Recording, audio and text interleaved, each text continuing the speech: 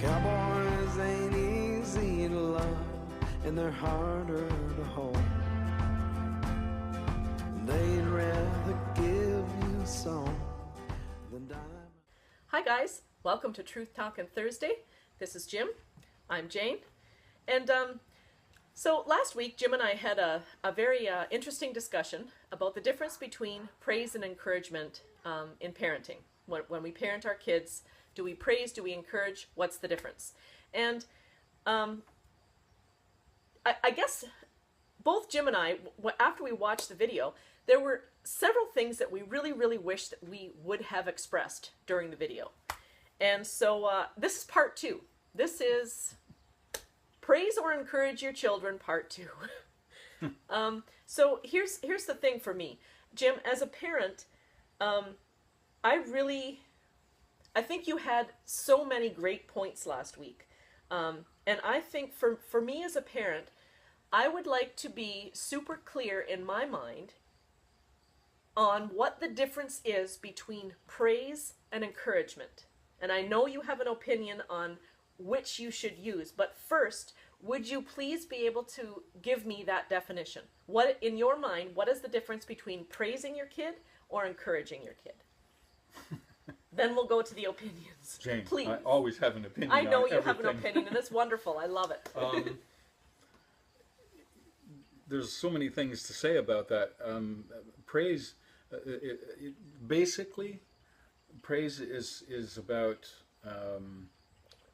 acknowledging a competition, rewards of some kind for things done. Like Junior wins the 100-yard dash at the track meet. Dad rushes up and says,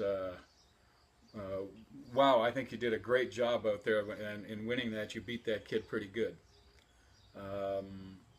Is that praise? Is that encouragement? Or he could have said to Junior, you won the race. Great. It seems like all that hard work that you put in at the track after schools for the last 2 or 3 weeks has really paid off for you. Encouragement. Saying the same thing?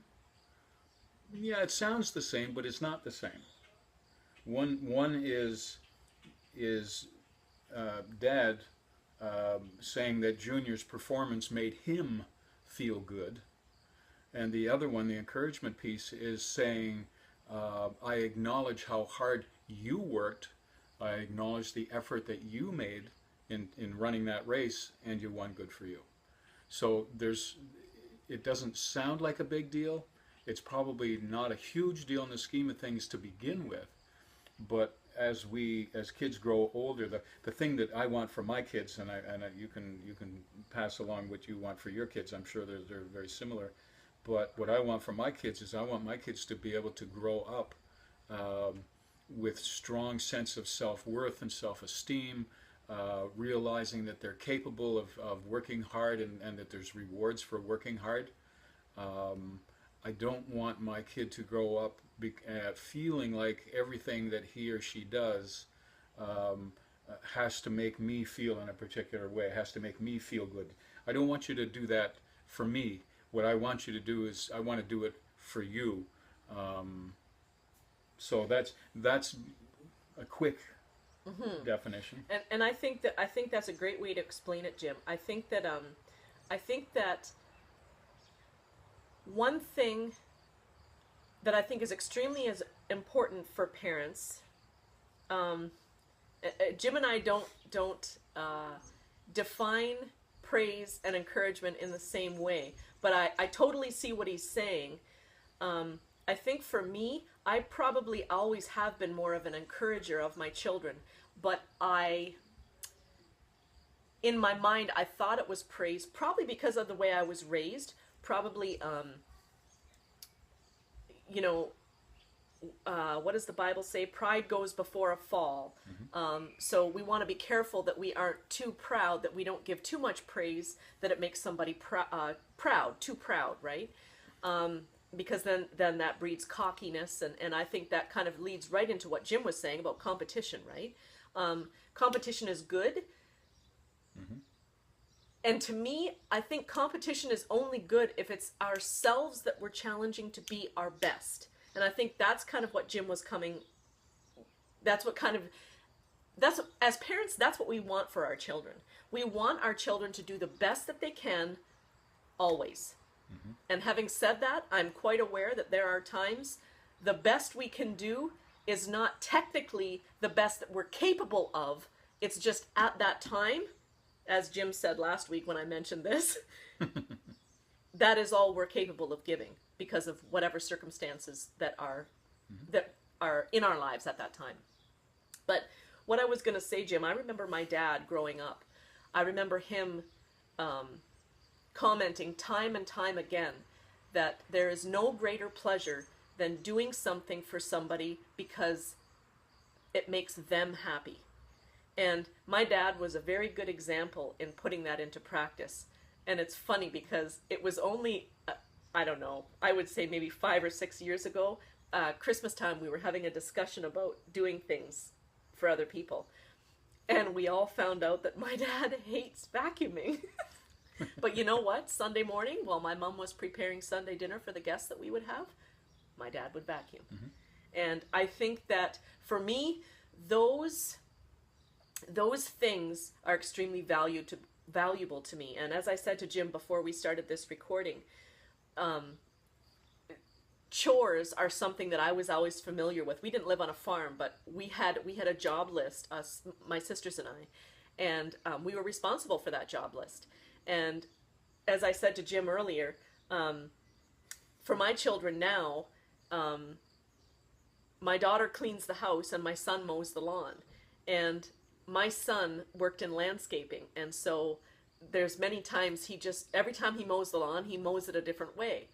And I find it kind of interesting and unique, and you know what? It really does look nice, and I'm sure it doesn't take any longer, really, to do it that way.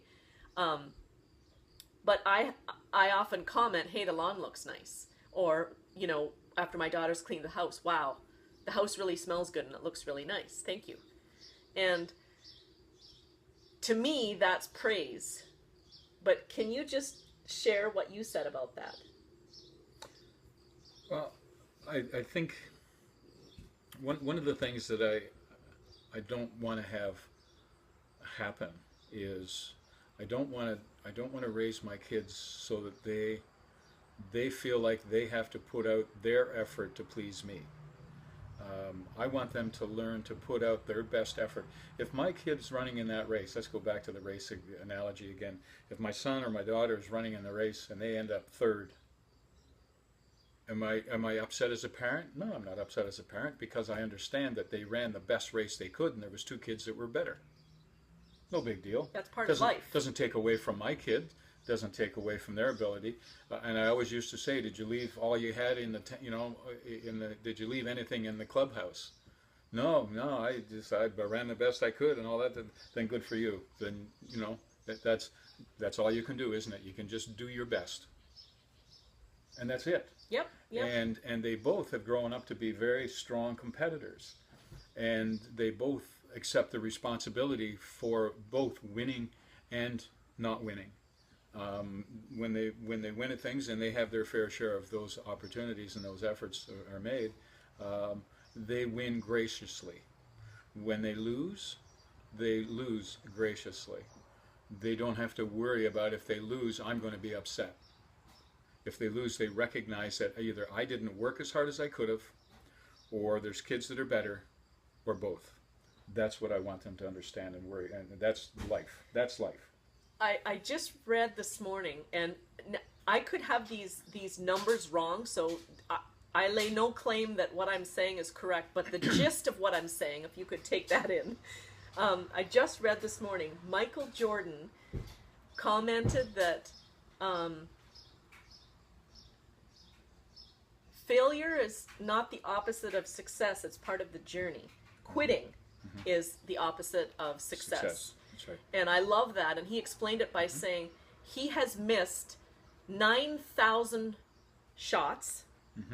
He has lost, I believe, 36 games when he was trusted with a game-winning shot, and he missed it. He's a superstar.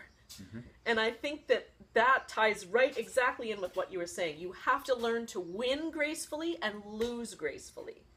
It's all the way across the board. But it's hard for a kid to lose graciously if he feels like he's disappointed his parents in the effort that he's made. That makes He sense. can't feel good about that. Michael Jordan, by the way, was told when he first went out as a freshman at university basketball, he'd never make the big Oh squad. yeah. Oh yeah. He'd never make the big squad. Yeah. You know. But his persistence, his belief that he could, and his persistence. But he believed in his own ability. He knew intrinsically that he was better and he could be better than most everybody out there. And I think as And parents, so he worked hard enough to make that happen. I think as parents, that's what we all want. Yeah. We all want our children to have that belief in themselves, Yeah.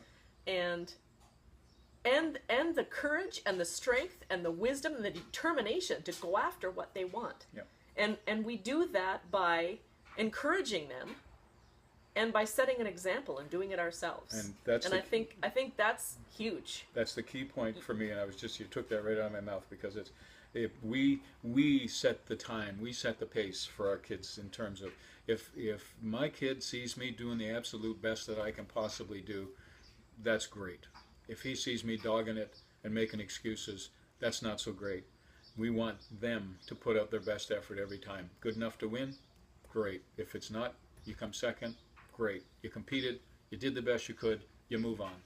We want them we want them to accept their defeats with their, what is that poem, Comes the Dawn? With the grace of a woman, not the grief of a child. And that's, I don't think we can actually wish any more than that for our kids. So hopefully this has made a little more sense, and I feel better because I feel like I've made it clear where I stand.